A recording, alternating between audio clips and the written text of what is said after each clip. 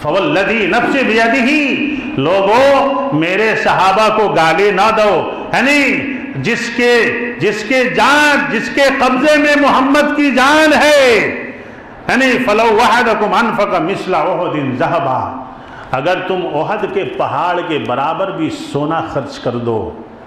احد کا پہاڑ کتنا بڑا ہے سعودی میں، جہاں پہ جنگ احد ہوئی تھی، جنگ احد کی لمبائی چوڑائی کتنی ہے؟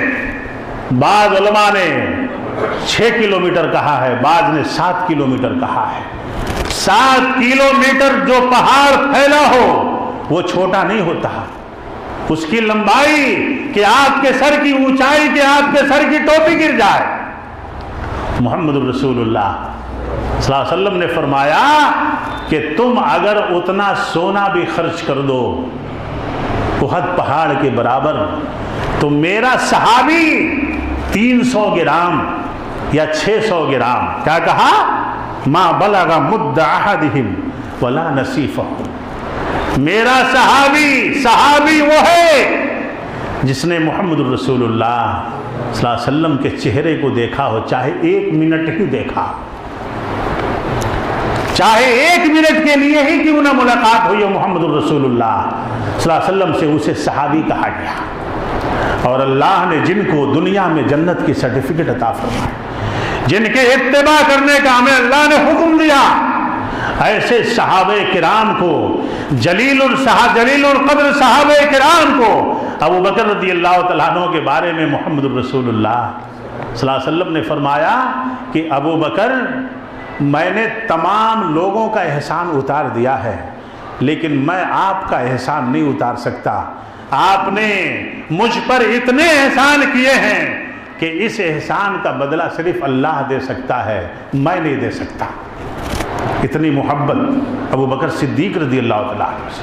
حضرت عمر کے بارے میں اللہ کے نبی محمد رسول اللہ صلی اللہ علیہ وسلم نے فرمایا کہ اس امت میں میرے بعد اگر کوئی نبی ہوتا تو وہ عمر ہوتا۔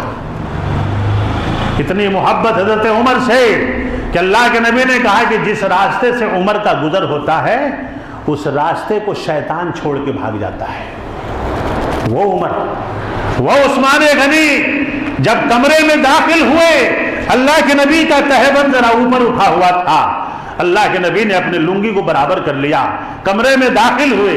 حضرت عائشہ نے پوچھا کہ اللہ کے نبی میرے ابا آئے، حضرت عمر آئے، آپ ایسے ہی لیٹے ہوئے تھے، لیکن عثمان غنی آئے تو آپ نے اپنا کپڑا درست کر لیا، اٹھ کے بیٹھ گئے۔ اللہ کے نبی محمد رسول اللہ صلی اللہ علیہ وسلم نے فرمایا کہ عائشہ، آپ نہیں جانتی ہیں، حضرت عثمان سے آسمان کے فرشتے بھی شرم کرتے ہیں۔ اللہ اکبر۔ وہ عثمان غنی جن کے مال کو لٹانے کے لیے، مال و دولت کو اللہ کے نبی کے قدموں میں لا کے ڈال دیا، غزوہ تبوک کے موقع سے اللہ کے نبی محمد رسول اللہ صلی اللہ علیہ وسلم نے کہا کہ عثمان، اللہ تم سے راضی ہو گیا ہے، اللہ تم سے راضی ہو گیا ہے، آج کے بعد اگر تم کوئی نیکی نہیں کرو گے پھر بھی تم جنت میں چلے جاؤ، تمہیں جنت میں جانے سے کوئی چیز نہیں روک سکتی۔ اس عثمان غنی کو یہ گالی دیتے ہیں شیعہ 10ویں محرم، جو مسلمان ان کی عید میں، ان کے جلوس میں شامل ہوگا، گویا کہ وہ صحابہ کرام کو گالیاں دینے والوں کی تائید کر رہا ہے، اس کا سپورٹ کر رہا ہے، شرک کر رہا ہے، تعزیہ بنا کر کے ان عقیدوں کو ہوا دے رہا ہے جو لوگ مورتی بناتے ہیں، لکڑی کی ہو، مٹی کی ہو، پتھر کی ہو، ان کا یہ عقیدہ ہے کہ جب ٹھیک سے بیٹھو، یعنی ان کا یہ عقیدہ ہے کہ جب ہم اس مورتی کے سامنے پوجا کرتے ہیں تو اس مورتی میں روح آتی ہے۔ استغفر اللہ، استغفر اللہ۔ یہ عقیدہ ہے ان لوگوں کا کہ جب ہم تعزیہ اٹھاتے ہیں، تعزیہ کو لے جاتے ہیں، تعزیہ کو قبرستان میں دفن بھی کیا جاتا ہے، صحیح ہے نا؟ تعزیہ کو دفن کیا جاتا ہے، ان کا عقیدہ ہے کہ اس تعزیہ میں حضرت حسین کی روح آتی ہے۔ کیا مسلمان کا یہ عقیدہ ہو سکتا ہے کہ مرنے کے بعد مسلمان کی روح دوبارہ کہیں جاتی اور حضرت حسین جنت چھوڑ کر کے ان کے لکڑی کے تعزیے میں آئیں گے؟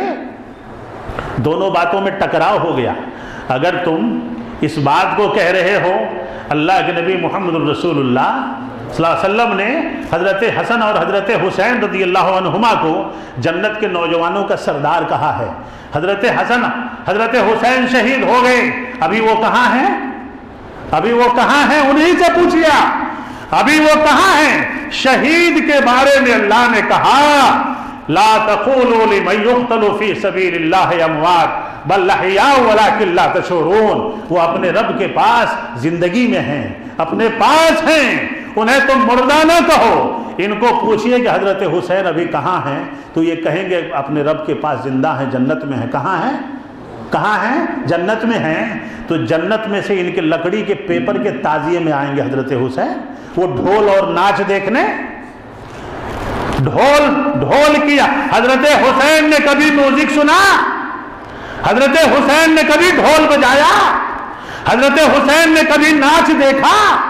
ان کے کہنے کا مطلب یہ ہے کہ حضرت حسین کی روح تعزیے میں آتی ہے ہمارے ناچ گانے کو دیکھنے کے لیے. استغفر اللہ استغفر اللہ. اس ناپاک سڑکوں پہ یہ عریانیت کو دیکھنے حضرت حسین آتے ہوں گے, ان کی روح آتی ہوگی. کسی پنڈت نے کہا, تعزیہ کو دیکھ کر پنڈت نے یہ کہا, تعزیہ کو دیکھ کر پنڈت نے یہ کہا مندر کا تو نے میرے نقشہ چرا لیا. تعزیہ کو دیکھ کر پنڈت نے یہ کہا مندر کا تو نے میرے نقشہ چرا لیا. کاغذ میں جب حسین کو تو نے بلا لیا, کاغذ میں جب حسین کو تو نے بلا لیا, پتھر کا کے دیوتا میں خدا کیوں نہ آئے گا؟ جب پیپر جیسے کمزور چیز میں حسین آ سکتے ہیں تو ہمارا بھگوان پتھر میں کیوں نہیں آ سکتا ہے؟ یہ پنڈت کہہ رہا ہے, کافر کہہ رہا ہے. جس کا عقیدہ اللہ کے لیے. اپنے گھر کی عورتوں کو سمجھائیں, اپنے گھر کے بچوں کو سمجھائیں کہ اس شرکیہ کاموں میں شریک ہونے کی کوشش نہ کریں, نہیں تو زندگی بھر کے اعمال برباد ہو جائیں گے. میرے دوست اور بزرگوں, وقت نہیں ہے, وقت کافی ہو گیا. اللہ سے دعا فرمائیں کہ اللہ رب العالمین جتنا حکم اللہ کے نبی نے ہمیں دیا ہے اس مہینے کے لیے کہ ہم روزہ رکھیں 9ویں اور 10ویں محرم کا, تاکہ ہمارے ایک سال پورے پچھلے ایک سال کے گناہوں کا کفارہ ہو جائے, گناہ معاف ہو جائیں. اور رمضان کے روزے کے بعد سب سے افضل روزہ محرم کا روزہ ہے جو 9ویں اور 10ویں تاریخ کو رکھا جاتا ہے, جس کا حکم محمد الرسول اللہ صلی اللہ علیہ وسلم نے فرمایا ہے. اس کے علاوہ اس مہینے میں آپ شادی کریں, خوشی منائیں, سفر کریں, کاروبار کریں. یہ سب کہاں سے آیا؟ وقت ہوتا تو میں بتاتا, بہت ساری چیزیں رہ گئی ہیں. دکان نہیں کھولنا, مکان نہیں بنانا, شادی نہیں کرنا, بیاہ نہیں کرنا. ارے اللہ سے ڈرنے والا محرم سے ڈرنے لگا, اللہ سے ڈرنے والا محرم سے ڈرنے لگا. کیوں؟ مکان نہیں بنایا, حضرت حسین دیکھ لیں گے. شادی نہیں کرتا, حضرت حسین دیکھ لیں گے. دکان نہیں کھولتا, حضرت حسین دیکھ لیں گے. یہ تو اچھی بات ہے کہ اگر تیرا عقیدہ حضرت حسین کے بلانے پہ ہے تو تیرا سب کام محرم میں ہونا چاہیے تاکہ سب میں حسین شریک ہو جائیں. استغفر اللہ. ان کو بھی معلوم ہے کہ حسین آتے نہیں ہیں, یہ ناچ گانا انہوں نے اپنے ٹائم پاس کے لیے بنا لیا ہے. محرم میں اور کوئی کام ایسا نہیں ہے جو نہیں کرنا چاہیے. تمام مہینے میں جو کام ہوتے ہیں وہ تمام کام محرم میں کیے جائیں گے.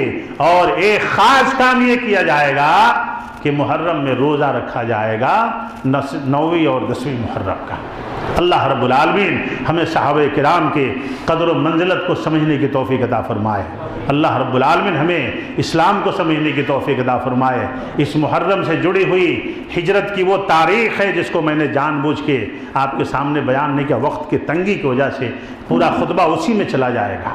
اسی مہینے میں یعنی ہجرت جیسا مسئلہ ہوا, ہجرت میں کیا کیا ہوا, ہجرت کیسے کیسے لوگوں نے کیا, ہجرت کے لیے کیا کیا تکلیفیں برداشت کی. اگر میں صرف اسی کو لے کے بیان کر دیتا تو پورا وقت ختم ہو جاتا اور باتیں میں بیان نہیں کر پاتا. توحید کا مسئلہ, سنت کا مسئلہ, صحابہ کرام کے قربانیوں کا مسئلہ, ہجرت کا مسئلہ, اللہ کے نبی محمد الرسول اللہ صلی اللہ علیہ وسلم کی قربانیوں کا مسئلہ اس مہینے سے جڑا ہوا ہے. اللہ رب العالمین ہمیں توحید و سنت کو سمجھنے کی توفیق عطا فرمائے، اسلام کو سمجھنے کی توفیق عطا فرمائے، صحابہ کرام کی شان کو سمجھنے کی توفیق عطا فرمائے، اور اللہ نے جس مہینے کی جو قدردانی بتائی ہے، قرآن و حدیث کے تعلق سے جو باتیں ہمیں معلوم ہیں، اسی طور پہ ہمیں اس مہینوں کو حاصل کرنے کے اللہ ہمیں توفیق عطا فرمائے، اور ان اعمال کو ادا کرنے کے اللہ ہمیں توفیق عطا فرمائے، آمین۔ اللہ جب تک ہمیں زندہ رکھے اسلام پہ، اور جب خاتمہ ہو تو خاتمہ بالخیر عطا فرمائے، آمین۔ اقول قولی ھذا استغفر اللہ لی ولکم ولسائر المسلمین انہ تعالی جواد کریم ملک الرؤوف الرحیم۔